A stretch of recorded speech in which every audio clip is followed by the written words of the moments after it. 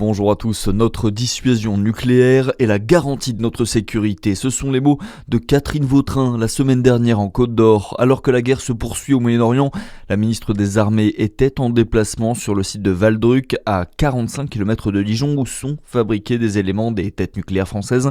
Un lieu très discret mais pourtant essentiel ces derniers temps, alors qu'Emmanuel Macron a annoncé la mise en place d'une dissuasion avancée. Mais que renferme exactement ce site ? Les explications avec Samuel Wagon. Oui, derrière les grilles très surveillées du site de Valduc se cache l'un des lieux les plus sensibles de la défense française. C'est ici que les ingénieurs et chercheurs du commissariat à l'énergie atomique travaillent sur le cœur même de la dissuasion nucléaire.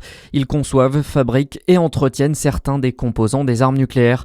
Des éléments ensuite intégrés aux missiles des avions et sous-marins de l'armée.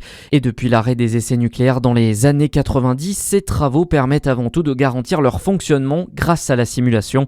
Un site donc hautement sécurisé et au centre de cette stratégie de dissuasion avancée promise par le chef de l'État. À noter qu'il s'agit du plus gros employeur industriel du département, avec près de 1100 salariés.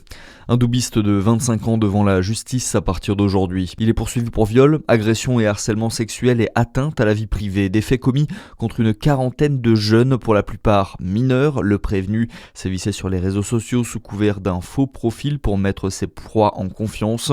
Le procès doit durer 3 semaines, l'accusé encourt jusqu'à 20 ans de prison. Mouvement de grève au lycée Le Castel de Dijon. Plusieurs professeurs vont cesser le travail à partir d'aujourd'hui dans l'établissement de Côte d'Or.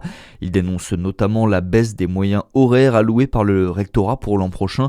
Une diminution qui, selon eux, va faire mécaniquement augmenter le nombre d'élèves par classe et donc nuire à la qualité de l'enseignement. Ils vont s'assembler cet après-midi devant le rectorat à Dijon. Dans le reste de l'actualité, avec la guerre au Moyen-Orient, le prix du pétrole a explosé. Une situation qui se fait sentir chez nous à la pompe.